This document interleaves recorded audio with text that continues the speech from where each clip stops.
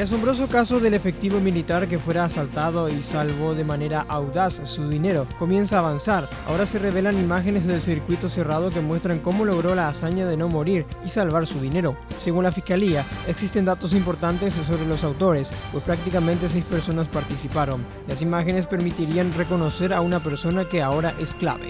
Un ordenamiento vehicular en la zona de San Martín y España, que pretendió la Municipalidad de Asunción, terminó convirtiéndose en un desordenamiento. Sin previo aviso, colocaron los llamados encausadores, que dieron más que un dolor de cabeza a los conductores. Ante esto, la comuna decidió eliminar la isleta que creaba problemas a los automovilistas que circulaban por la zona. Un militar identificado como Pablo Velilla fue hallado muerto en su vehículo en la zona del Regimiento Escolta Presidencial. Familiares denunciaron que advirtieron de ciertos trastornos mentales que padecía el uniformado, pero no hicieron nada. Él mismo se habría suicidado. El diputado José María Ibáñez logró eludir la prisión preventiva en el caso de la contratación de sus 3 caseros en la Cámara Baja. El acusado y su defensa analizan la posibilidad de recurrir a un recurso alternativo para no ser sometido a un juicio oral y público. No obstante, esto implicaría el reconocimiento del hecho ilícito del cual se lo acusa.